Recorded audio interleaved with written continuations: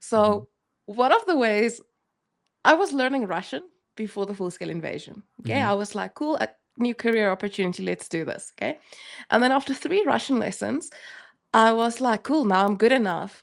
So I joined a Russian dating website. Okay, because I'm like, I need friends to practice Russian with.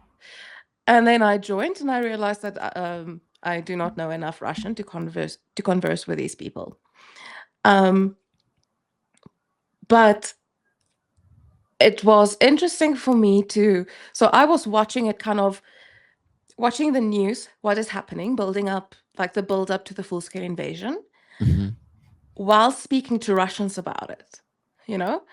And it was that narrative kept coming through of, yes, but Ukraine is actually just Russia, you know? And I was like, Mhm. no, it's not.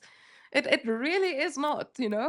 But you Mhm. have I had these arguments, and they were like, yeah, well, America. I'm like, why are you talking to me about America? I'm South African. Don't yeah, well, America me. We are not talking about America. We're talking about you and Ukraine. Yeah. Okay.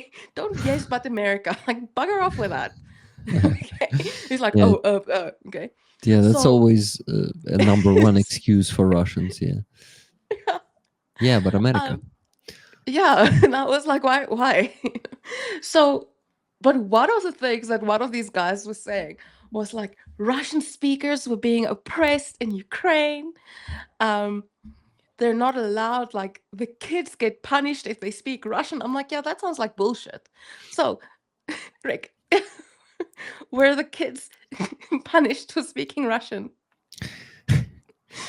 Should I go with the serious answer? I think Let's go with since the serious one, because we never know who clips what. And yeah, exactly. Ah, language topic um, is an excuse for Russia to invade Ukraine. uh-huh. Any Ukrainian can confirm that we did not have a language problem. On the East, no one, like everyone spoke Russian on the East. Yes, some people were speaking Ukrainian, but not in the cities and towns. In villages, they did. But unfortunately, Ukrainian language was it was kind of people It was could seen as like shame you. inferior. Yeah. People would shame you on if you speak Ukrainian to them on the street. Not always, but some of them would say, "Can you speak Russian?" You know. So actually, I there's a love that Russian. accent. You got it perfect. Can you speak Russian? Can you speak Russian? Okay. Can you speak Russian? And so you see, it was the opposite. Ukrainian language was a bit oppressed on the East. So all that bullshit about defending the Russian Russian speakers. speakers is just a narrative. It's just But it's, just a what's casus belli, interesting. you know. So people will say like, no, Russians were being attacked. I'm like, are you saying Russians or Russian speaking Ukrainians? No, I mean Russian speaking Ukrainians, of course. I'm like, no, but you don't, of course, because you said Russians. Hmm. And what people don't understand, and that's something that I, here in South Africa with the activism work I do, is like a Russian speaking Ukrainian is as Russian as an English speaking South African is Hmm. British, Hmm. you know? Exactly. But Yeah.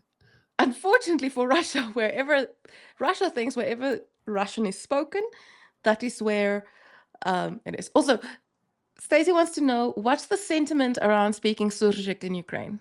What's the sentiment in this case? Like, What how does it do mean? how do people like? I don't know. How is it perceived? Like, is it common, or is it like if someone speaks Surzhyk, you're like, oh, it's not a pure Okay. language, or Okay, what's let the me ask you. vibe? Sentiment. I'll translate it. Настрой. Ага. Почуття, настрой. Got it. So basically, I personally didn't like Surjik Mm-hmm. until I listened to Kurhan и Agregat. Kurhan and Agregat is the Ukrainian band who sing in Surjik. And you see, the thing is, there are two things. There is Surjik, which is half Ukrainian, half Russian. But there's also a dialect. Mhm. Ukrainian dialect, for example, in Kharkiv Oblast, those guys from Kurgan and Agregat, they are from Kharkiv Oblast, from the village of Bliznyuki, which translates like twins.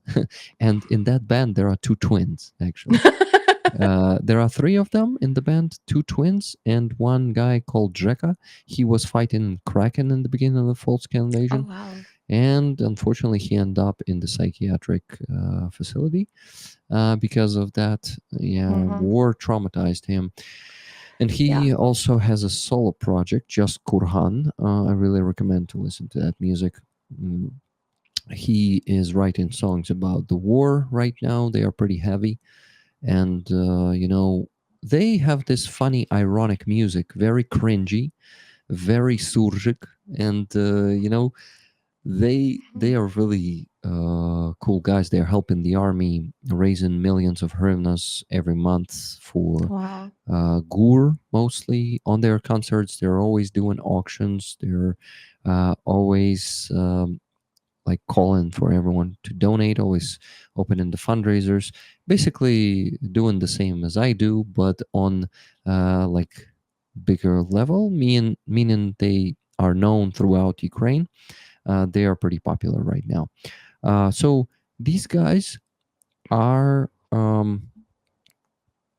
these guys. Surjik made me understand that Surjik is not something bad. Yes, of Mhm. course, it would be perfect if we all speak like perfect Ukrainian, but there is some charm in Surjik actually.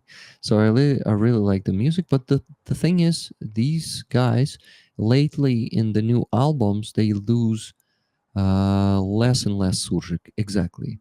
В моей голове заграв оркестр пьяных обезьян. That's their song. That's what Dana put into the chat. Yeah, so in my head, the orchestra of the drunk monkeys started playing. That song means, yeah. So they're singing about the plastic bag making Mhm. sounds in your head, шарудит, пиздец. So making sounds like fuck, like yeah, that's a very funny music.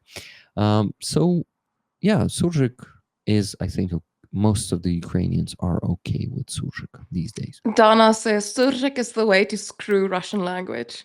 Exactly, and actually make them not understand Russian. Yeah. Like yeah. So Dana knows what she's talking about.